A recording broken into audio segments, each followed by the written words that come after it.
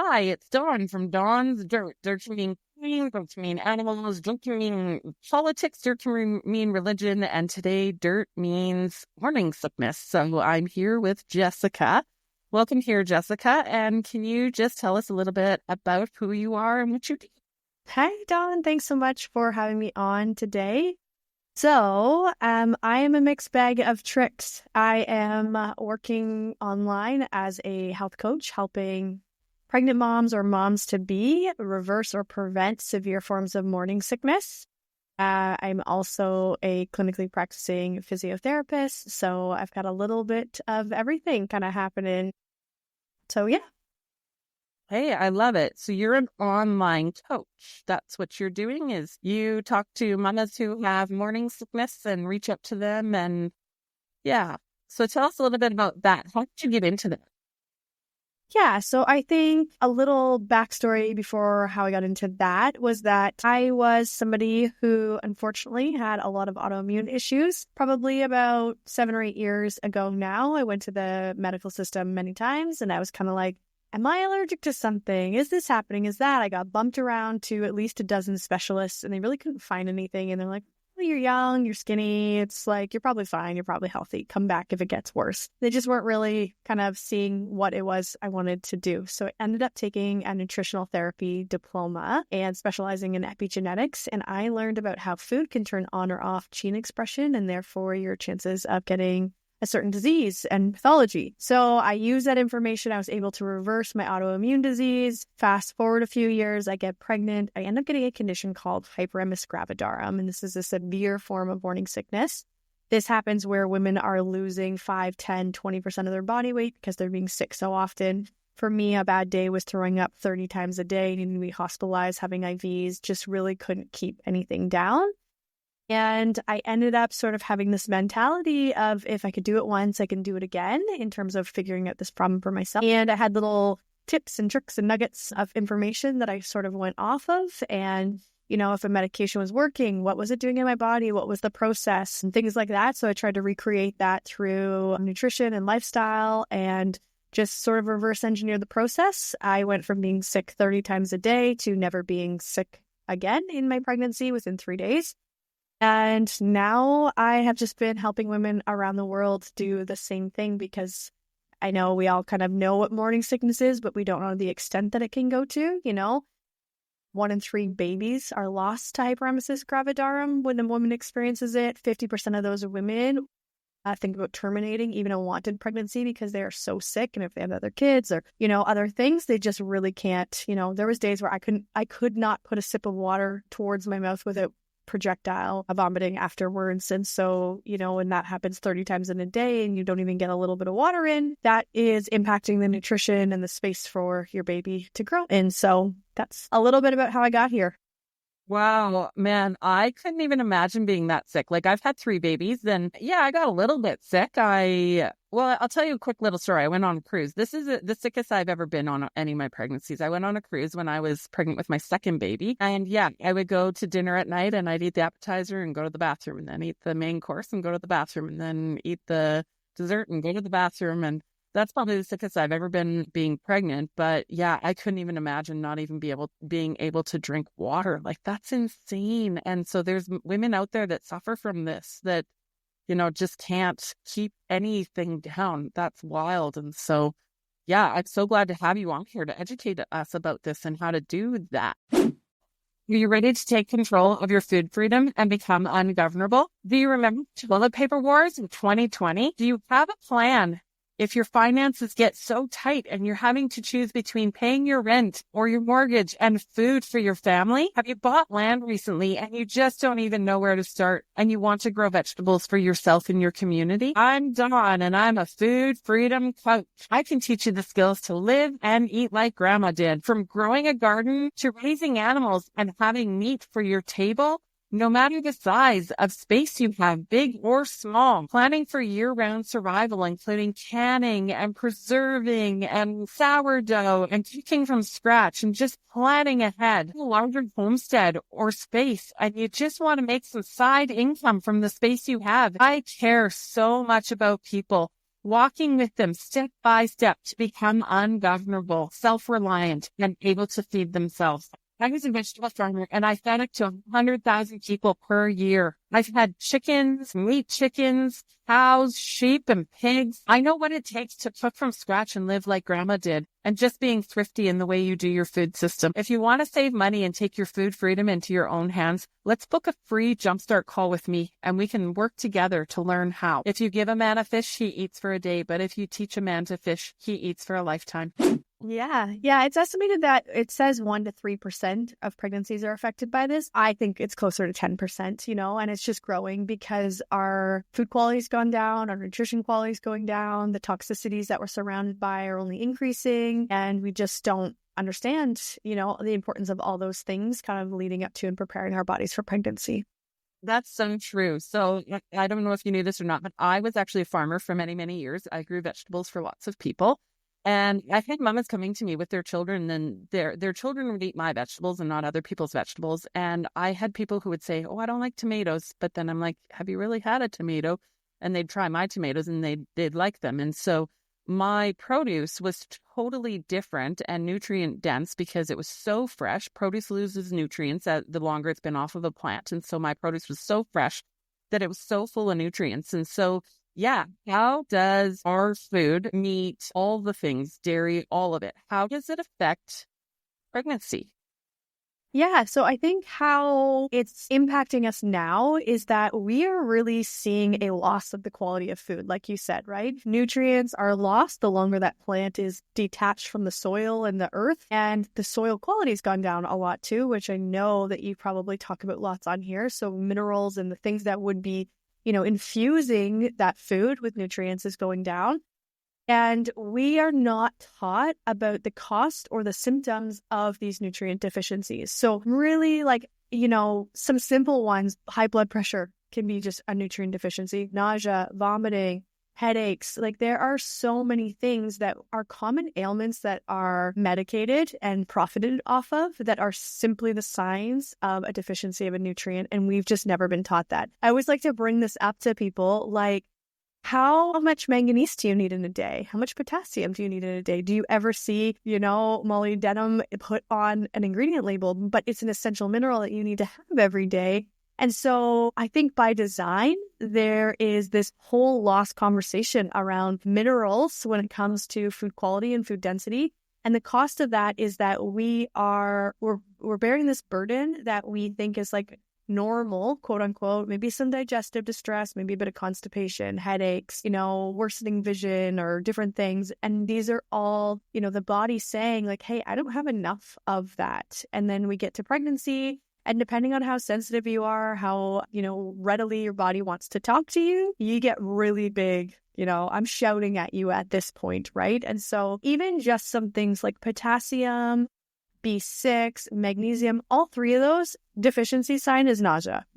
So why don't we just try those as a starting point, when we are feeling sick or we have routine morning sickness, or if we want to sort of prevent that, let's really look at a comprehensive way of going about our food. Obviously, that the meat system and everything is also sort of broken in that. And so we're just seeing that one of I chalk this up to deficiencies, toxicities, and imbalances. And honestly, I would say a lot of autoimmune disease fall into that category. A lot of cancers fall into that category. And so 1/3 of that pillar really being nutrition as the foundation, and our body and our cells just not having the raw resources they need to function off. For sure. Absolutely. And when I think of food too, I think of what are you actually putting in your body? Are you putting in meat? I grew up on a farm and, growing vegetables and things like that. And we had meat from either our place or my grandparents' place. We drank raw dairy. We just ate from the farm. We were farm to table. And yeah, I'm just seeing now that we're eating in the center aisles of a grocery store. And I think where the bigger problem is with our food is not necessarily the milk and vegetables and things like that, although I think it's so processed too, but it's the steps between the farm. It's not the farm, it's the steps between the farm to get our food back. And what have they done to it? And if you're feeding your body craft dinner and, things from the center aisle or McDonald's or those things, there's not the nutrients in there that you need to function. And so your body's just getting filler like sawdust or, whatever. It's not even nutrients in food. It's just cardboard. Yeah. And so when you're like back in the day, this is a question for you. Back in the day, do you think back 100 years ago, women struggled quite as much? Or what's your thoughts on that? Because they ate very differently back then than we eat today. So what's your thought process around that? So I would say probably on the whole, no. I think it was probably easier. They wouldn't have probably had numbers and numbers of kids if they were absolutely debilitated, throwing up, just nauseous the entire experience. So I think food quality, mineral quality, all of those pieces were better. And a lot of these things really are a perfect storm, right? Like cancers, autoimmune disease, this experience of HG, it is the perfect storm of a combination. So we've had nutrient quality going down kind of steadily at the same time as toxicity going up through processing, through chemicals, through agricultural practices, just in our skincare and our everything we use, right? There's just this influx now that the body has less resources and more to do in terms of detoxing. And so there might have been women who had morning sickness, but do I think it's at that, that 10% that I'm estimating pregnancies are at now? No, it was probably a 1% or 1%, and it was potentially more manageable. And for the ones it wasn't, maybe there's a piece of trauma or organ function or different things. So, there's a lot of factors that I look at when I'm helping these women. Yes, it's nutrition. Yes, it's toxicities, but it's also like energetics and different things. So I say this not to be in a victim mentality or woe is me, but I do wonder if sort of now we're one of the most traumatized generations in a sense of grandparents, great-grandparents were at war.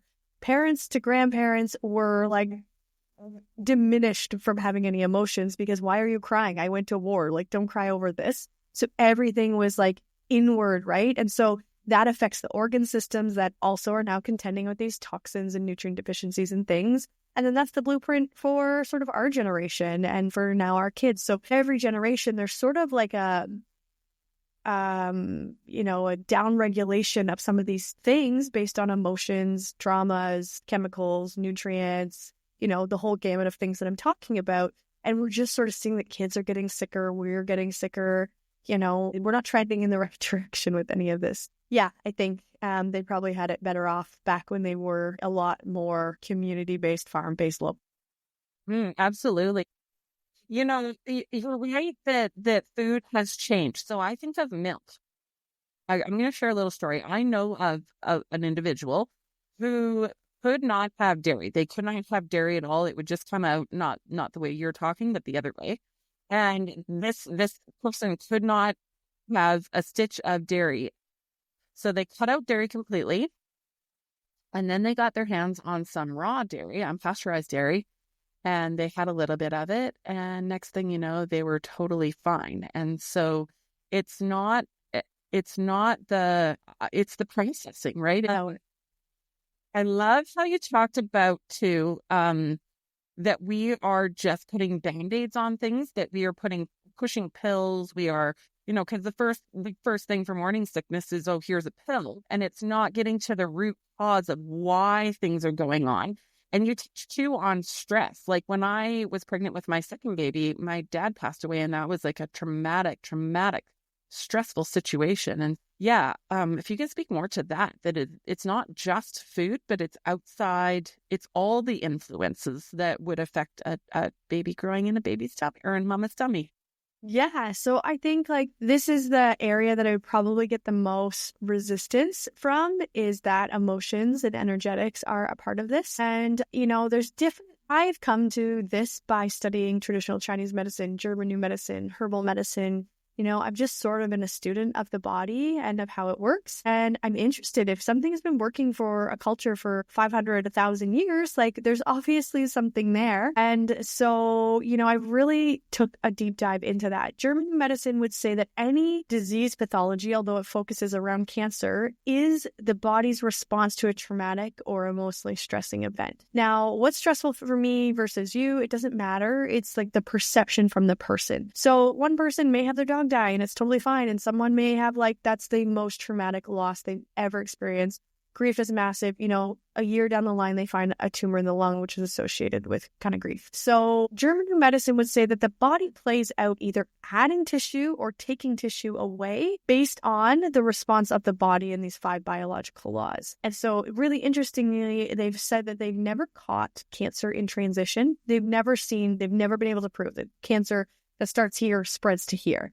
And so they're saying, when I do get a diagnosis of breast cancer and then later I have metastases in the bone, like what's happening? And they're saying, well, your body thought there was too much of something and you had a traumatic response to identifying that now I have cancer. And now it's trying to pull tissue from another way. So it's like this playing out of this thing. And so often, especially when our body is adding tissue, or adding fluid or inflammation to an area to bring cells to that area to help heal, Western medicine calls that cancer or calls that a disease and then cuts it out or medicates it or does something to interrupt that process. Traditional Chinese medicine would say that every organ system resides or governs a set of emotions. So the liver is really tied to anger, resentment, irritability, those sorts of things. The lungs are around grief, sadness. Kidneys around fear of moving forward, fear of the future. The stomach more worry and anxiety. And so when we have traumatic extreme events that, like I said, that could be that you dropped your popsicle as a kid and you weren't comforted and you didn't have the skills to kind of work through that. Or that could be the loss of your father while you're pregnant, right? There is the gamut and it doesn't matter. It's just how did your body perceive that event? And do you have the skills to work through that? An emotion lasts at a peak intensity 90 seconds if we fully experience it and go through it and process it. We often don't do that. We distract ourselves. We get in conversation. We do something.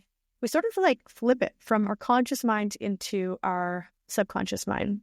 And our subconscious mind actually stores that in the body as energy. Just like a computer has a hard drive that's storing the pictures you never look at off in the distance, right? And so that energy impacts an organ system. This is why acupuncture and acupressure are a thing. You're trying to free up and mobilize energy along, say, your liver meridian or your bladder meridian or whatever. So when we see that these emotions and these stressors are having physiological effects on the body and the organ systems, it's then not surprising that that means that organ system can't work as well. So, maybe you were feeling a lot of anger that your dad passed at a time when he didn't get to experience your baby coming or this or that. And now the organ that's dealing with that is your liver, partly. And now your liver is really in charge of detoxifying and going through that process. And because it's dealing with so much of the emotional stuff, it's not doing the detox as well. And so now you're accumulating toxins and you're storing toxins, right? Then you're pregnant later and that's more pronounced that you have a toxic system or that a disease comes up or different things. So it's a long-winded way to talk about it, but we do say it in every, Chinese medicine talks about it as like your life force, your chi. And yoga is like your prana. And then there's like all different ways that cultures have been talking about this energetic aspect to our physical health. And it's just Western medicine is probably intentionally slow to capture that, because if we realized how much we can talk ourselves into being sick and we pivoted that towards being healthy, like that would be a really profound movement for us. Wow. That's so much information, but so good. It would make sense too that if your liver, let's say, is under pressure from emotions, that if you're trying to pump garbage food through it as well, there's just so much capacity and it just can't do it all. And so maybe it can process the emotion part if you gave it good food, but I always mention that about I use a cup as an example and I teach this. One of the things I say, the other thing too is your liver needs specific nutrients to go from phase 1 to phase 2 of detoxification and to protect your cells from damage because when your body has a toxin, it stores it inside a fat cell because a fat cell isn't permeable to water. So it can kind of be protected in there. The more you accumulate and hold fat, the more your body's detoxification processes have been storing that because they're not up to scratch the way they need to. And so it doesn't matter how much you exercise and eat. If you're deficient in key nutrients that your liver needs to detox, there's sort of an overflow or an excess there. When we talk about say this is the capacity of my liver, right? And if my nutrient deficiencies have really added, and this is the amount of stress, have added a lot to this, right? And so my liver can't work because it doesn't have the raw building blocks. And then you add an emotionally traumatic event, and then you add in toxins that are coming through your skin and your house, it will overflow. And it doesn't matter, if you're at this capacity, it doesn't matter if it's emotions or toxins or whatever, just a little bit more stress will overflow that system. And so I do a really unique process with my people where I say like one thing is like, do you have mom rage? Are you quick to feeling irritable? Because that's a sign that your liver's like at its max capacity, right? You can't cope with those and process those emotions because your liver's like, hey, I'm struggling. I cannot even detox because you're not feeding me the right things. And it's really this multifaceted approach. And I kind of go over that comprehensively with multiple organ systems when I'm working with my clients. And I joke that like your husband could take this course or somebody like this. The morning sickness is a symptom of the body's being out of balance, right? A dis-ease. And so when we put that back into balance, the symptom of morning sickness goes away. But that could be cancer. That could be autoimmune disease. That could be headaches or pain or whatever it is. It's like the more we understand our bodies and what each system needs, the more we can like kind of pull from every one of those areas to tip the scales. I love it. I love that you've done the research in this and that you've made it work in your own life, and you've got clients that I'm sure are finding success in this. So as we're talking here, I did have a question, and I don't know if there's any correlation, but I'm just going to ask the question. So I shared that I was pregnant with my second baby. This was 16 years ago. I was pregnant with my second baby, and my dad suddenly passed away, which is a traumatic event. I have often wondered, and you're an expert, I've often wondered what that has done to my child. And I'll just tell you a little history. She's had some bladder issues over the years. And so how can do you think that those two things correlated with your education and your experience? I'm just so curious about that. Yeah, it absolutely could correlate. I'm going to pull up a chart right now and see if I can kind of show you on here. Just a little personal example, like my husband's mom was pregnant with him, and her husband at the time had left while she was pregnant. And she said she had a lot of anger towards him. My husband has a lot of spiciness, some anger. It's easy to come out. And other things that I see is when he is stressed, he actually gets a little bit jaundiced, and your liver is presiding over anger. Your liver is also processing and eliminating bilirubin, which is the dead red blood cells that would contribute to you having a yellowish tint. So I can usually tell when his body's under stress because of that. And, maybe there's other factors, but I really think that was sort of embedded and blueprinted, whether that's from the down regulation of his organ, his mom's liver at the time that kind of passed on to him or not. And so with your example, if we look at the kidneys and the bladder are kind of paired in traditional Chinese medicine, and there is a few emotions, not all of them always resonate with each, but fear, horror, conflict, feeling unsupported, feeling like terror, really those things, or feeling like you're blaming or being blamed, it can be emotions around that. So if you had experienced, say, fear or dread or horror or any of those things, check. that would downregulate your kidney and your bladder function, and you are the blueprint for her. So if she inherited emotional trauma from the energetic aspect of that, it can downregulate that organ system in her. And this is another reason why I'm so passionate about the work I do. Yes, I don't want you to be sick and I want you to experience it, but I'm seeing the trajectory of children's health and health care and everything.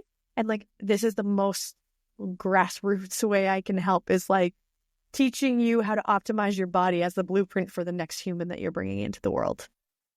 I love that, actually. You're going to change the world by this, actually. We need more people teaching the grassroots of things and the reasons why of things, and getting down to the fundamentals of things, rather than this Band-Aid quick fix things that we got going on in our current system, even with the vaccine and stuff like that, that was, we're going to get sick, so here's a vaccine. But really, I don't know. I'll tell you a story. I used to be a farmer's market, and so I would come across honestly thousands of people in a week, and in contact and, money exchanges and things like that. And when I first started, I used to get frustrated with money, oh, it's dirty. And I would use that hand sanitizer. So we're talking, 10 years ago, 15 years ago, I would use lots of hand sanitizer, and I found that I was getting sick a lot. And then I watched one of my fellow vendors, they dropped something on the floor, they picked it up and they ate it. And I was like, huh.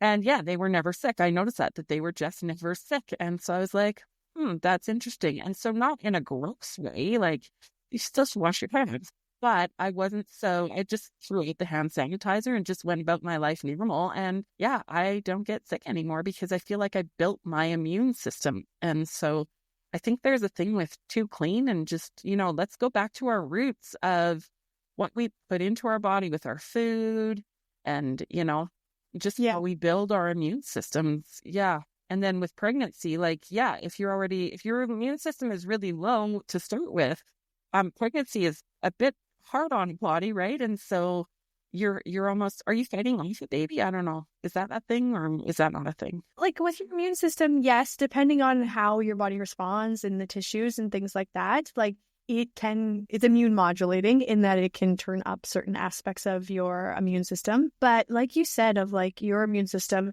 you are, again, if not the blueprint of building this, you are also passing your microbiome down. So when you're sanitizing and sterilizing your microbiome all the time, you don't have diversity of that, right? And now we're seeing this push towards C-sections, and there's hospitals that have that 50% of pregnancies are ending in C-section, which is a whole nother gamut we could get down. I did 3 sections. I would choose, if I could go back, I'd do things totally different now as a mama, but keep going. It's very interrupted. So you don't pass along your vaginal microbiome, right? That your body is meant to birth through the birth canal so that all of the bacteria that exists in that microbiome coats that baby and gives it cells to sort of fight off. I always like to make the analogy of a bank robbery, right? So imagine there's you got this bank, it's gold, it's filled with gold, and people always want to take it. They always want to be taking the money and taking the resources. And does it serve, say there's 20 robbers and you got 10 security guards.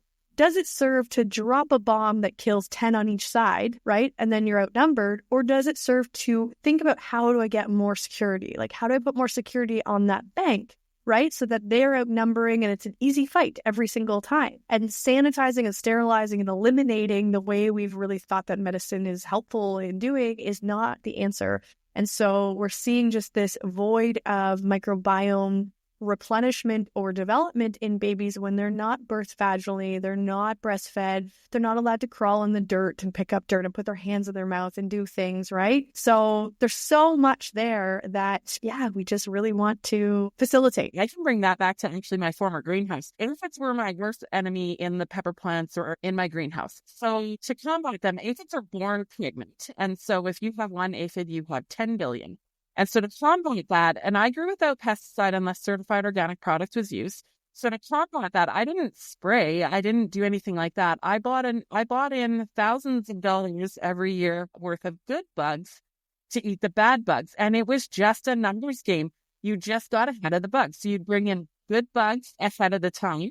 And then they would eat the bad bugs. And then eventually, you won the war because you wouldn't have aphids. The point is that's such a natural process of, war. And that's in nature. That's using bugs to grow our food. And so it's the same things with our bodies. If we're using, whatever we're doing to our body is going to affect it in a positive or negative way. And so we're always, I guess, fighting a war with our bodies in, how we're and what we're doing to it.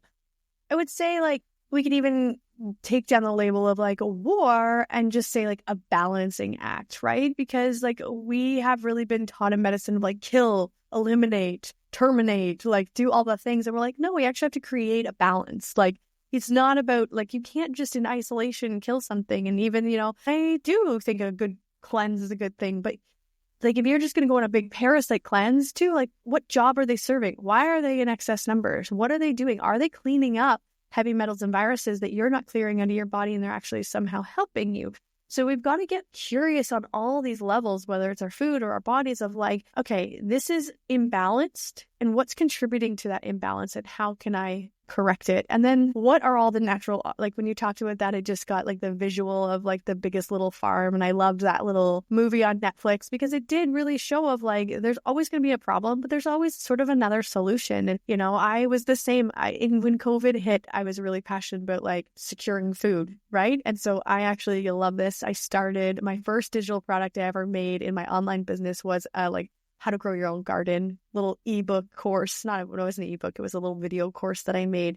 And part of it was how can you use your vegetable scraps from the grocery store if you're really scarce? And, in my garden, I was learning to do it. And I had those worms or whatever they are that ate like all the kale I was growing. Didn't want to spray chemicals. I tried putting garlic in the soil and I tried doing different things and they didn't really help. But I'd come out and I'd be like, you ate half of my crop already. Mm-hmm. And then I started getting smart. I had ducks. I just brought my ducks over there and let them go to town and they eliminated it and I didn't have to use chemicals and they probably pooped and fertilized the soil and it was great. So it's really about, we need to just reshift our focus, like balance, harmony. Those types of things are what we're aiming for. We're not aiming for like destruction and elimination of everything that's bad, because even though it's bad when it's in excess, it's doing something because, there's a process happening there. Like, even though nobody wants to be filled with parasites, they are eating heavy metals and viruses and yeast and things like that. So, we have to create balance in those systems and then the rest goes away, if that makes sense. Oh. Yeah, I like that. And just focusing on the positives, right? Like positive versus negative. Yeah, the caterpillars are really bad, but the positive in it, and trying to figure out how to. So you fed your ducks some protein. Like, that sounds great. They left the kale alone and only ate the bugs. Yeah, I would call them, I don't know if ducks are all like this. I had at most around 40, 50 of them. But I drove home and they ran up to my car and they were all wiggling their butts. And I walked around the yard and they followed me. There's points I had sheep, goats, and ducks. I would walk the dogs through our 17 acres of trails and they would all follow. So I would be in the woods with 3 dogs, 2 goats, a sheep, and 40 ducks following me in a line. I love it. So they just really became, they would just walk up to them, call them over and get them over there. And I just, here's one for you and one for you and one for you. And let them sort of, the only thing that really was destructive was goats. They will maim everything under 4 feet. They're smart. They're super. Yeah. And they're going to get out and yeah. If you have animals, good luck with that. I free ranged everything, which, learn from experience, goats are not the ones to free range because they're in your car. They're in your kid's car seat. You can't get them out. They're on top of your shed. Moving here to the smaller property, I've got just a few chickens and they get out all the time. And yeah, they're eating my garden and things like that.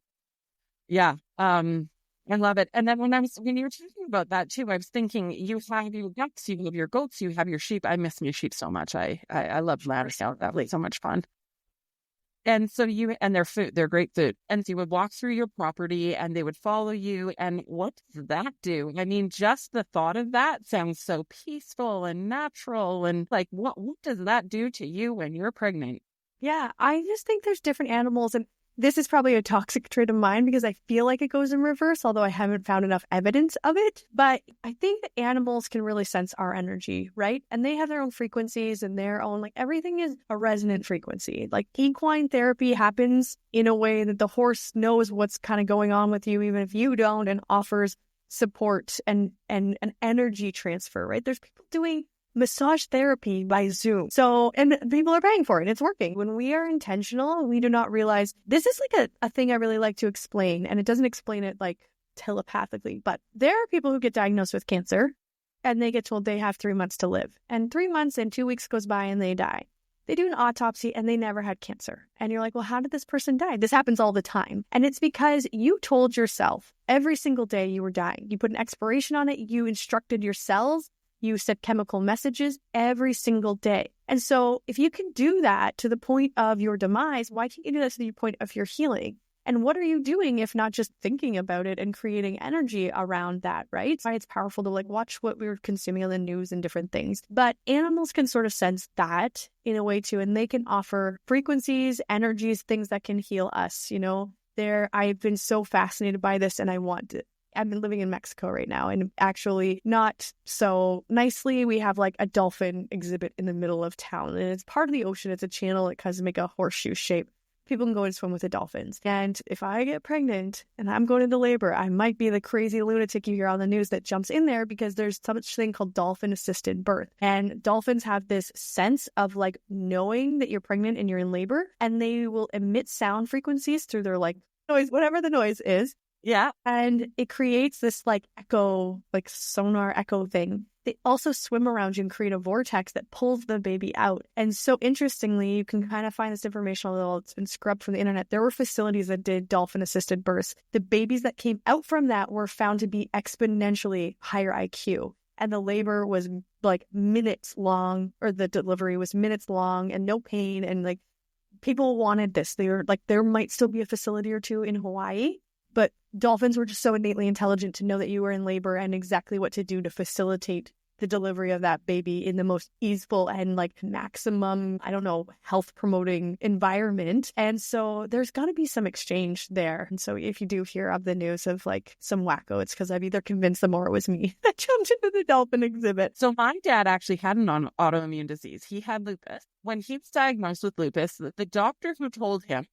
said, you have lupus and most people die within 10 years. And my dad got angry and stood and he to that doctor in the shoulder and said, there's only one person going to tell me when I'm going to die, and that's not you. And he walked out, and yeah, he went into remission over the years. And on the 10-year anniversary, he phoned that doctor and said, hey, I'm still kicking. Like, my dad did not let his lupus stop him. He had a few issues over the years, for sure, because that's just the way it is. But he didn't stop. He built a greenhouse. He built a business. He ran a farm. Like my dad just was a go-getter and didn't stop and just didn't let it affect his life. And so, and then ultimately he died of a heart attack, which may or may not have correlation, but still, like, he made it over 20 years when he should have, quote unquote, made it 10. So That's my little autoimmune story and mentality. Like, you're not telling me this. Yeah. And I think if we knew the power that we had over that, right, what we would be able to do with that, it's information that's intentionally suppressed. You know, if people are looking into frequencies, like bioresonance testing is like a form of testing that I recommend if you have health things and you just can't get answers. Rife technology is something that has been suppressed by the FBI and like, you know, healing cancer through frequencies. So there are so many examples of it if you go looking. It's meant to be quackery for the people who make money off of this instead. Yeah, well, and again, back to the whole like medicine thing. Human beings have been around for thousands of years, right? So we've learned and we've done things and we've, you know, got knowledge. And some people would say that's the medical system, but the medical system puts band-aids on things and doesn't get to the root causes of things. Whereas our former medical system that's more natural, they were looking into the reasons why. They would know the natural things to give, to combat, or we can't dismiss things like that. So this is one thing, when someone tells me that they've had a baby, we're going to have a baby, I always give them this advice. I give them two pieces of advice because I've been a mama myself. I've always said, take a piece of information from a book or from grandma or great grandma or your mom, take it all in and you know your baby best and you know what's going to work best for your baby and do that. And even if it's a bit out there, like if it's 2 a.m. and your baby's crying and crying and crying, like, you know, something might come up from all the advice if it's in there. And then the second piece of advice is I always said, use a plug, which is a soother because it'll shut them up. Something interesting that I do with my clients is I teach them how to muscle test. And muscle testing is a way to communicate with your subconscious. So our body has a log of everything that's ever happened. We know if something's good for us or not good for us. And Aboriginal cultures would have used this form in the form of dowsing. So they would have went over a plant and they would have asked, you know, is this plant safe to eat? And they would have been able to get a yes, no based on the energetic frequency and the harmony between that plant and their body. We can test with this now. It's called bioresonance testing, but, you know, we can also test using a pendulum. So you can still dowse. A lot of homeopaths do that, you know. They'll ask, is this remedy going to be helpful for me? And like, it's a yes or no. But I teach you how to do muscle testing with that. And so I'm now the lunatic that uses this for everything. Don't know what I was doing yesterday. I was just standing in the kitchen. Something like probably like, is this 3-day-old chicken still safe to eat? And I get a yes, no, you know. I go grocery shopping today or like dumb things that I'm just like, is this for me today? Right? And the point being is that we can use that for foods or medicines. And it's like you said, of like taking it all in. I also think, you know, I was listening to Gabor Mate talk and he was talking about how we segregate Aboriginal cultures. And part of it probably because we wanted to take their land and do all the things. But also what I really got in there is like we are isolating and diminishing their wisdom. And they have so much wisdom to give in natural remedies, herbal remedies, farming practices, life, healing, whatever, right? And so that would have been passed down and passed down and passed down. And even in, it's even in Western societies, it's still, the knowledge and the wisdom that grandparents, great grandparents, like we're all segregated in our own little lives and our own little boxes now, that we're not in community. We're not learning those things, and we're not inheriting that wisdom, and it's being lost. And it was really intentionally also lost in the 1930s, but maybe 1910, when the flexor, exactly what you were kind of talking about, like we practiced this version of medicine. We used homeopaths and herbal medicine and traditional Chinese medicine and using nature as part of this, until the Flexner report came out and said, basically, there's this new version of medicine. It's going to be great. It's pharmaceutical based. It's cutting edge technology. You want to be one of these new doctors, you must train here, and we'll actually give you free medical school. Only catch is you have to drop all your natural remedies in order to be this. But this is going to be the way of the future, so just do it, right? And so we're seeing that we've had 100 years of push out of that system. And look how much, I mean, I'm 35. I don't know how old you are, but we've seen the decline in our short. So over 110, 120 years, what has that really done to our healthcare system? And it's all integrated, like every part of it. Yeah, absolutely. And you keep bringing up the word, and this word keeps coming up with me over and over in all the podcasts and everything in day-to-day life. What I feel like we're missing out on right now is community, because a phone is not community. It's not a real connection. And when you have a meal with someone, you're creating community. When you cook the food and real whole food and you put it on a table and you sit around a table and you have conversation and that's community. And that's what we need more of. I was at Kaylor Betts' retreat in Kelowna, and there was a zucchini. We were walking down the street and there was a zucchini sitting on an electrical box. And I thought that is what we need more of. We need more people growing food so that they have extra, so that they can put it on an electrical box. And when we came back through, sure enough, that zucchini was gone. Somebody took it. And so that's where it's at for me. That's why I'm coaching the way I'm coaching, is I want to teach people to cook how grandma did, how to grow their food how grandma did, how to raise their chickens and cows and sheep and all the things like grandma did, so that they can pass that along to their children. And bringing it back to what you were saying about energy and the pendulum, for myself, I pray, God, should I do this or should I do that? God, what do you think about this? What do you think about that? And that's what I'm doing. And, the Lord is speaking through that with me. And so, yeah, it's just rounded. It's not just one thing. It's not just medical. It's not just food. It's not just, spiritual. It's not just community. It's all of it put together in a package. You would laugh, because I have all these thoughts and all these ideas, right? And I was working in clinical practice in physiotherapy, and someone would come into my room, and it was like COVID time. So we're closing the doors and we're one way process, and we're doing all the things in this clinic that somebody else ran. And so I get someone in the door and they're like, oh, and what's happening with this? And what's happening?